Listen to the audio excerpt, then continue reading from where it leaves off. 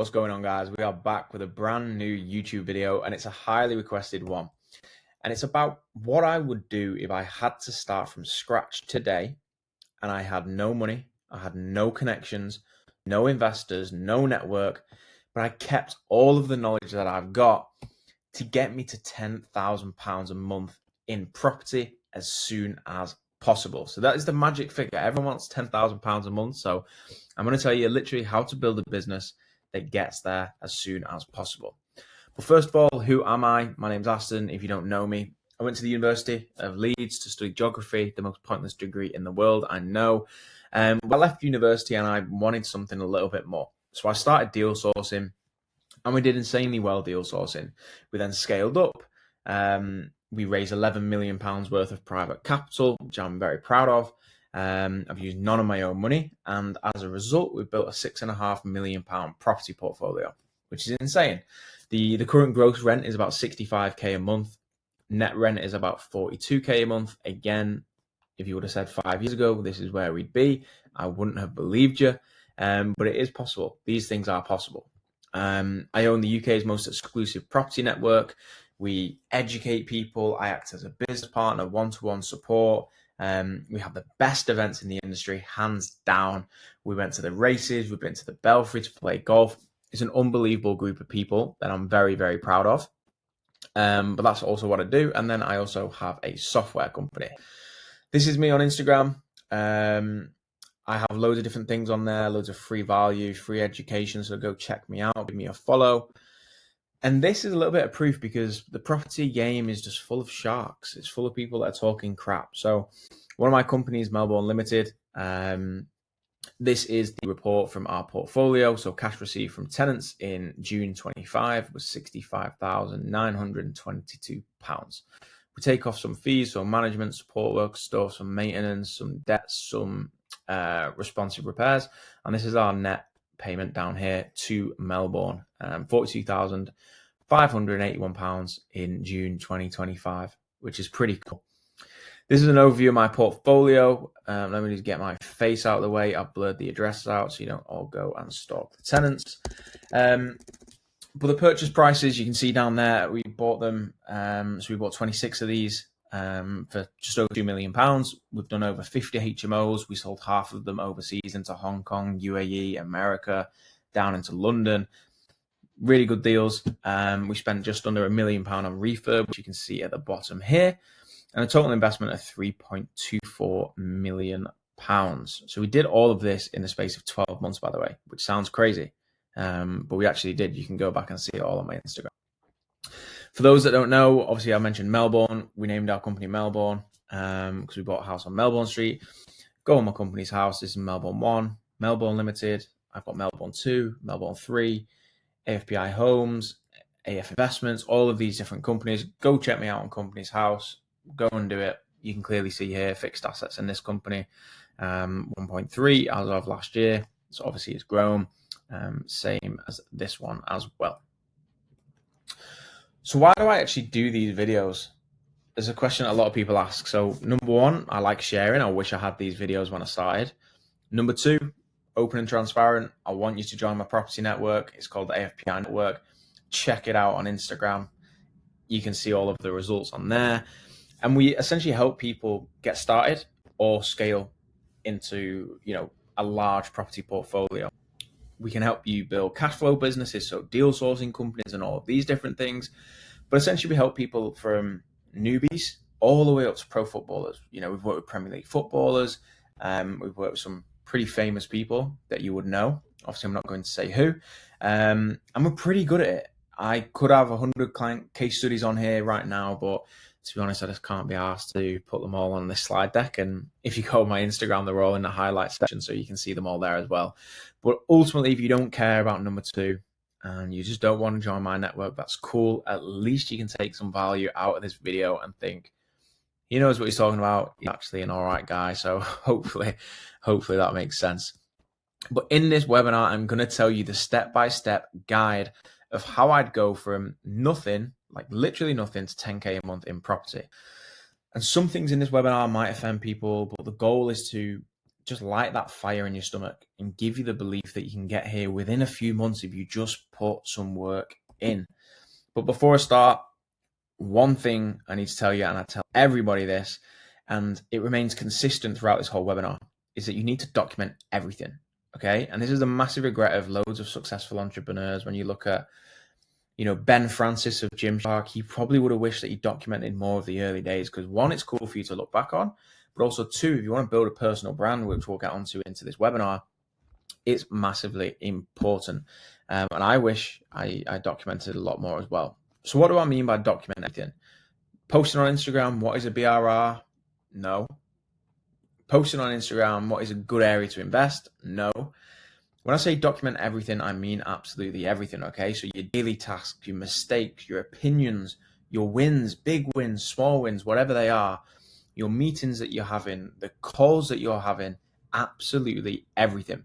So what I've learned is people don't care about, this is X.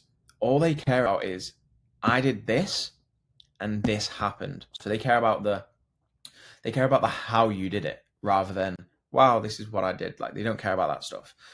That's one of the most crucial pieces of advice I can give anybody. I wish I filmed a lot more, but we just didn't. So it's a huge regret. So please do it. So let's crack on, okay? What is the easiest and quickest way to get to 10,000 or all the way up to 50,000? Or I know people doing £100,000 a month in property just from this one strategy. Now, you might have heard of this strategy before, okay? But I explain it in a very, very different way that not many people have heard before.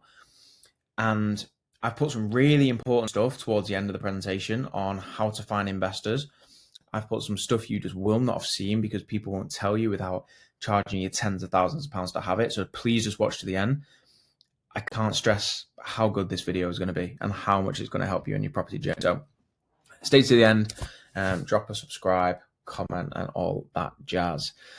First of all, what we need to do to get to 10K a month, we need to identify a vehicle. So let's look at property as a industry and what the potential ways are.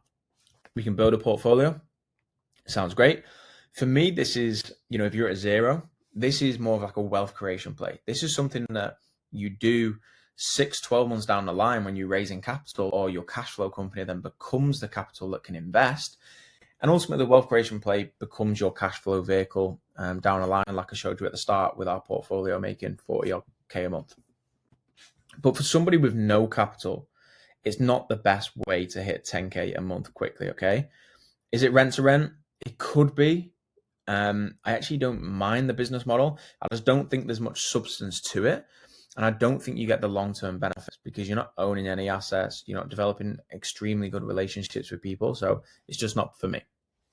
Is it deal sourcing? Yes, it is deal sourcing. And you might have heard deal sourcing before.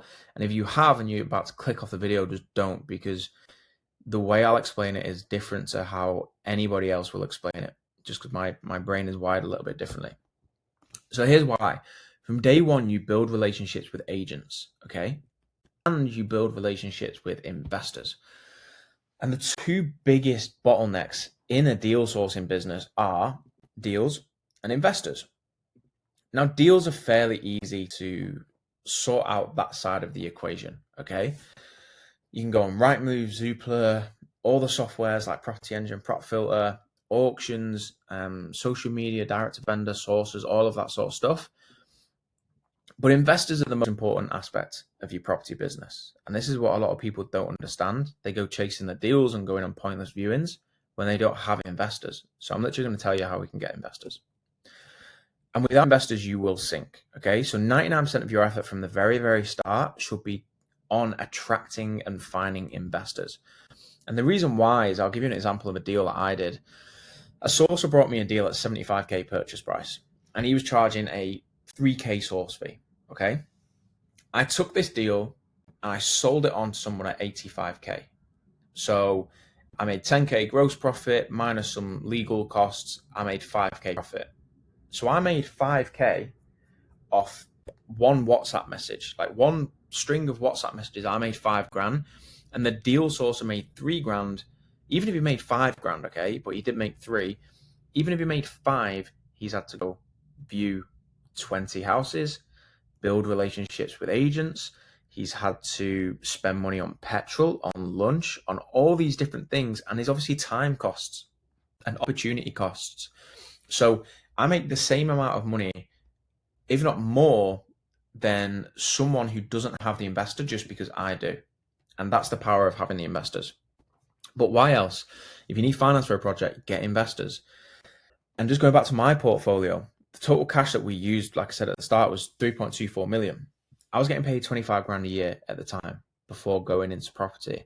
This would mean if I had to work my job and not spend a single penny of my income, I would have had to save up for 129 years before I could have this portfolio.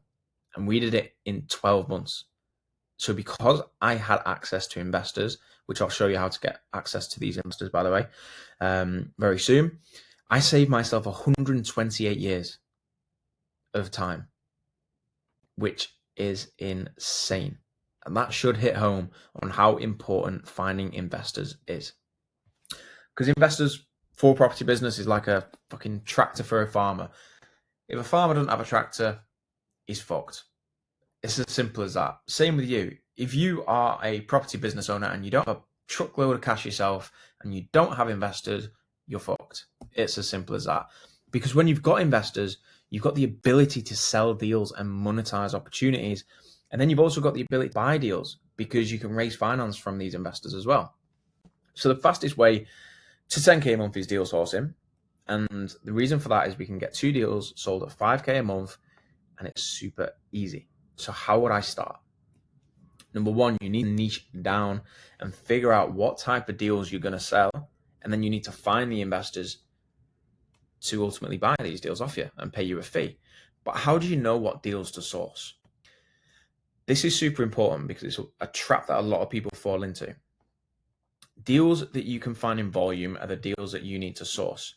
If you try and source 20% below market value or 25% return flips and all money out BRRs, you won't be able to find enough volume. It's as simple as that. You might start off well, but you're not going to find enough volume that gives you a long, sustainable business.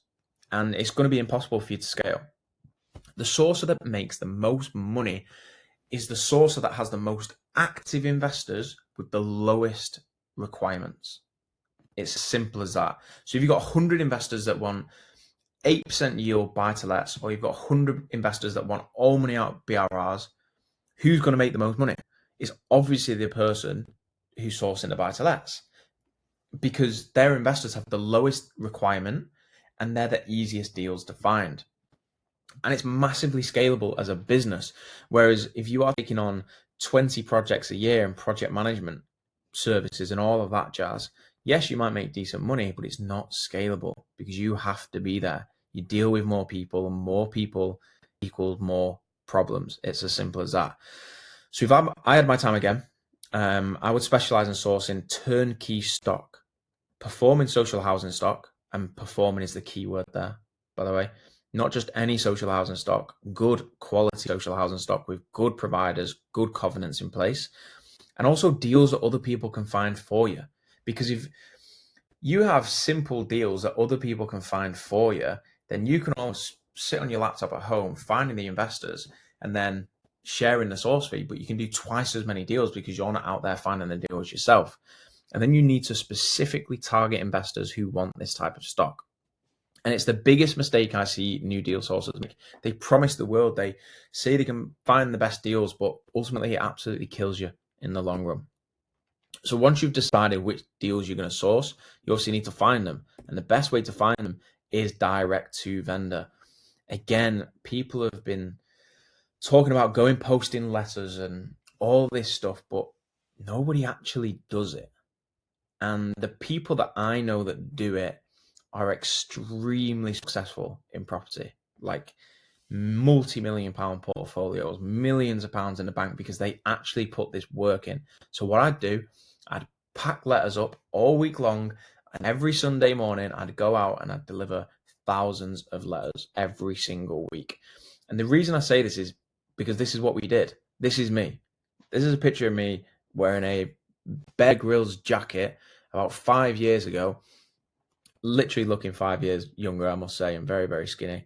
I think it was during COVID with all the running, whatever it was. But we used to go out and post 1,000 letters every single weekend. Me, Adam, and Alex, we used to go and post all around Lancashire. And off the back of doing this, we found incredible deals. We sourced a deal for a 28k source fee. So that took us a week to do. And that was more than my annual salary just through posting letters. So go out there and post these letters. What would the letter say? Here's an example. I'm not going to run through it. You can pretty much write what you want, but you need to get across the fact that it's direct to you, then not paying estate agent fees. Maybe you can even cover their legal fees as well. Whatever that is, if the deal's good enough, you will buy it, and you'll buy it with speed.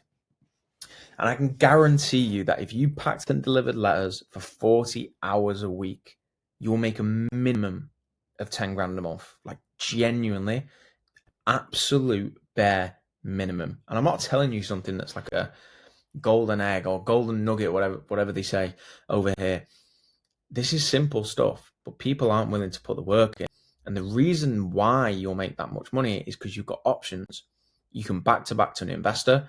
If you don't know what this is, I'll potentially do a video on it in the future. It's a fairly complex strategy, but you can make a lot of money doing this. You can then sell it as a deal if you wanted to and make 8k fee, so 5k plus a PM fee. Or you could raise finance and buy them yourself. So there's loads and loads of options, and the opportunities that you have as a person when you get access to market deals is absolutely endless. But the question I ask myself is, why don't people do this? Why don't people post 10,000 letters a week?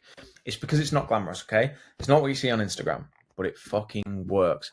And it will stack really good cash for you that you can then reinvest into the business or ultimately use it to go and buy assets. But the conclusion I've come to is because it's a low value task and people think that they're going backwards. People are lazy. It's as simple as that. They just don't want it enough. And they'd rather do low ROI tasks that seem like high ROI tasks.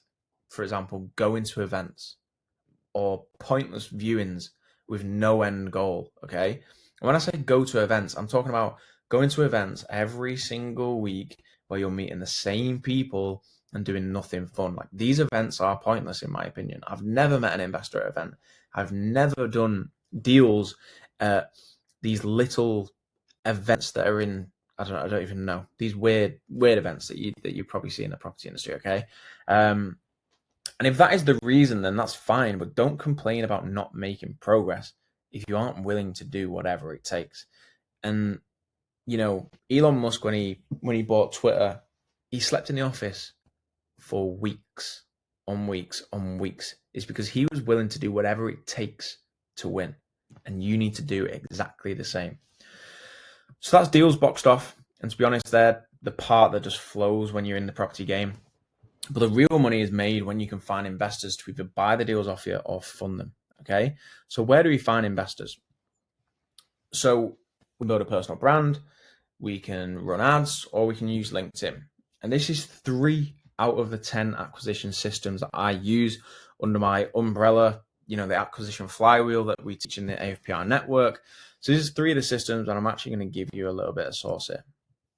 And all these ways are really good, you know, to find investors, but you need the full-blown acquisition system, the full-blown client acquisition system that will just print investors to you on demand. Okay. And this is where the support and guidance from AFPR network that I, you know, ultimately give my mentees and my clients. This is what these guys have. So here's just some results from me building my personal brand. Obviously, I've taken out the names here, but you can see I posted an Instagram story. We're on the 28th of July right now. I posted them on the 21st. So this is all in one day. Okay. All in one day, 21st of this month. And I posted one Instagram story with one link, and all of these investors came through. 800,000, 50, 150, 50, 330, 250, 250, 30, 200. You get the gist. And if you look in the bottom right, we've got £21.97 million worth of investor funds just through building a personal brand. So how do you build this personal brand? First of all, people need to trust you. and you have to build this trust, and this takes time. And the way you build this trust is because you come across as authentic and relatable. People look at my Instagram stories of me just drinking a pint, or people look at some of my competitors who are driving Lamborghinis, and the people driving Lamborghinis thinks that the Lamborghini builds trust. But what it actually does is the complete opposite, because people are past that stage. People understand that anyone can go get a Lamborghini and just rent a Lamborghini for the day, or anyone can just go and lease one. Okay, so you need to build legitimate trust and be your authentic self on your own Instagram. Also need to show proof and not promises. I will never promise someone something. I will always show proof of what's worked for me and what hasn't worked for me. I always post on my Instagram, this is what worked for me this week. This is what hasn't worked for me this week. And that's what people buy into. You then also got to show the journey. People, like I said at the start, people care about how and not the wow. People don't care about the Lamborghini. People care about how you got that Lamborghini.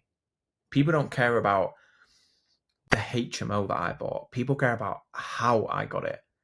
How did I find it? How did I raise the money? Okay. I'd use Instagram for short form, YouTube for longer form, deeper trust, which is obviously hopefully what I'm doing with you guys now. And then I'd sell via stories and not your feed. So a lot of people post, selly things on their feed. Don't do that. Post it on your stories. So for deal sourcing, I'd be running polls. Who's looking at investing in property right now? Yes, no. Whoever votes yes, send them a DM. Maybe can I help?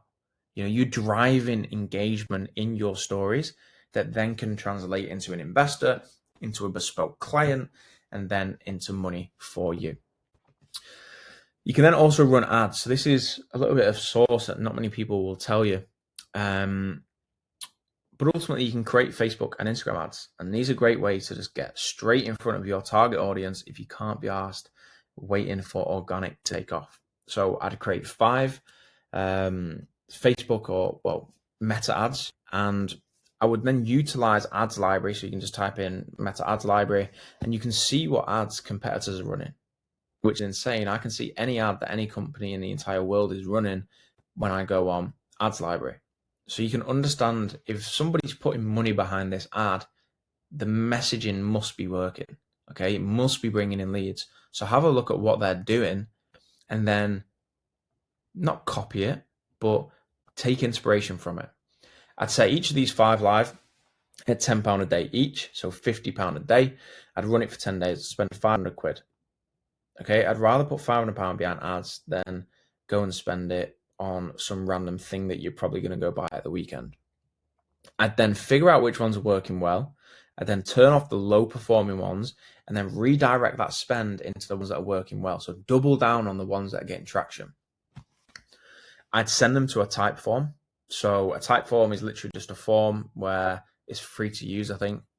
Just type in typeform.com and you can then ultimately push people to this form. Give me a name, give me your email address, how much money are you looking to invest, what areas are you looking to invest in, and then you've got the data, give them a call, sign them as a bespoke sourcing client. That's exactly what I'd do. And then you get a little bit of a flywheel here because you are posted on Instagram organic, LinkedIn organic, YouTube organic, and then you've got ads coming on here, all landing on the same type form, and you will just keep getting investors coming through straight onto a consultation call, sign them as a bespoke client. Now let's look at LinkedIn. I probably would not be sat on this call without LinkedIn, to be completely honest with you. I think LinkedIn changed my life. Our first ever investor came from LinkedIn and we've never looked back since. The way I describe it is, if you go into a network event, you can't control the other 1,000 people in the room. You'll probably speak to 10 of them and they might all be pointless for what you want. However, on LinkedIn, you can control your network. You can only connect to C-suite individuals if that's who you want in your network. You can only connect to, directors or doctors or dentists if that's who you want in your network. So I'd spend all of my time, and you can use softwares for this. An example I'll give you is Dripify, automated software. I've got 5 campaigns going now, constantly going every single day of the year, just connecting to people that are high net worths on LinkedIn. Because what will happen is when I'm posting, these people will see what I'm posting, and then they might drop me a message and be interested in me either selling them a deal or loaning money or doing a joint venture and doing a project together. So once connected, I'd send them a message, and I keep it super low friction. Have you ever invested in property before? The reason I ask is because I help people build property portfolios. It's a full end-to-end process, and I've helped complete beginners to high net worth portfolio landlords. If you want to discuss further, let me know. There's no friction. Instead of saying, hi mate, how was your weekend, blah, blah, blah. No one cares about that. Everyone just skips over that bit. Go straight to the point. There's no friction because they don't have to do anything. If they're interested, they're interested. If they're not, then. And that's the sort of message that I would send. This is first investor win for us on LinkedIn. As you can see, this was July 21, 2020. And you can see we've just been doing it in 2020, 2021, 2022. We never stopped this because it's a great way to find investors. This was a bit of a longer message, but it worked. Happy to have a conversation. Off the back of this, we've sold so many deals to this guy. We've raised money from this guy. He's introduced us to people that he knows. And we've done a lot of business off the back of this one LinkedIn message in 2020, which is insane. A few more things just to think about. If you do speak to an investor and, his requirements or her requirements are not what you source, make a note of it. Put it down in your notebook. And if it lands on your desk, you know that you've got someone that you can sell it to. But do not go chasing deals outside your scope. When you nail down your niche of just buy-to-lets or just flips or just HMOs, stick to that niche. For us, we were sourcing social housing HMOs back in the day, a few years ago. And if someone came to me and asked for a buy-to-let, I wouldn't even do it because I knew my lane. However, if I got sent a random buy-to-let, I'd send it on and potentially get a fee. So here's some final tips. I think this is the big one that we have only started using fairly recently, but the wealthiest people are people that have just sold companies because they have a lot of money and a lot of the time they don't know what to do with it.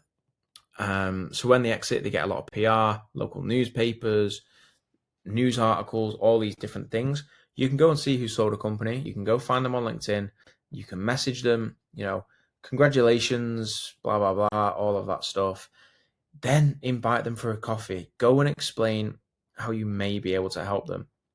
And one of the biggest things that I learned was that everybody is worth a cup of coffee. And I'm very, very good at having a pointless conversation because something can always come out of it, whether it's that person or somebody they know or whatever it might be. I'm always there and I'm always willing to give someone a cup of coffee and have a little bit of my time with this person where we can potentially do business. And then how to deal with investors. Be honest, don't lie about your experience. The first person that you saw on LinkedIn there, we told him we'd never done a deal before. He loved it. He wanted to help us and we've done deals. There's people in the AFPI network who have never done deals before. They've been honest. And somebody actually turned around and said, I'd rather do a deal with someone that's not done a deal before than someone who's 10 deals down the line. Because the advantage is if someone's never done a deal before, they're going to do every single thing in their power to make sure that deal goes well. Okay, they are so invested in this deal. Someone who's done 10, 20, 50, 100 before, chances are they've got a few more deals that they're doing at the same time, so they're less interested. Also, be curious.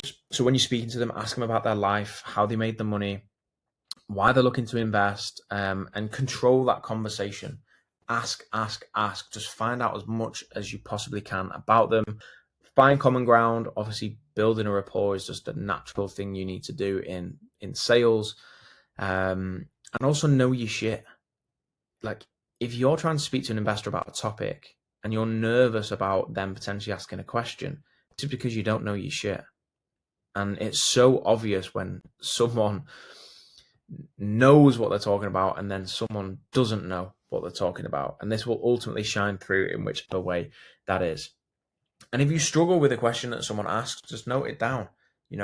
role play with somebody before your call, role play with somebody after your call, get better at handling objections and questions. That is a really good thing that's helped us over time as well. And the more investors you have, guys, the more deals you can sell. And the more deals you can sell, the higher the fees you can ultimately charge. You can then also, if you wanted to, create a VIP investor list who pay a monthly fee and get access to the deals first. But the biggest thing of today's webinar is the person with the most investors wins every single day of the week. So some KPIs to work off that we work off: 2,000 letters posted a week.